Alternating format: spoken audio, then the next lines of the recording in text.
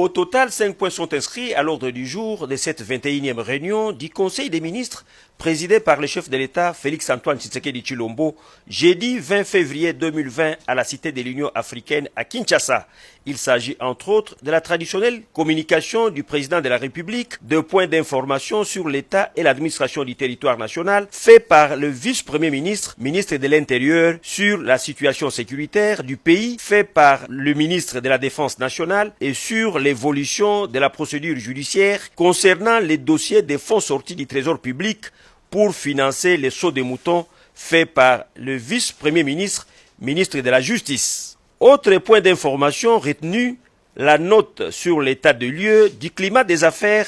et le lancement officiel du plan cadre de coopération des Nations Unies pour le développement durable fait par la vice-première ministre, ministre du plan, ainsi que les rapports de la commission ad hoc chargée de la sélection des candidatures sur la commission de la CEAC. Le troisième point à l'ordre du jour concerne le relevé des décisions prises lors de la 20e réunion du Conseil des ministres du vendredi 14 février 2020. Le quatrième point est relatif à l'examen et à l'adoption des 11 dossiers, notamment les remous cycliques dans les secteurs de commerce, le plan d'action triennal de la mise en œuvre de la gratuité de l'enseignement primaire, les réseaux mafieux sur la TVA à la SONAS, la restructuration du Fonds national de promotion et de services sociaux et l'organisation de la 2e édition du Festival culturel de la polysémie pygmée d'Afrique centrale. Quant au 5e et dernier point retenu à l'ordre du jour, il a trait à l'examen et à l'adoption d'un projet de décret modifiant et complétant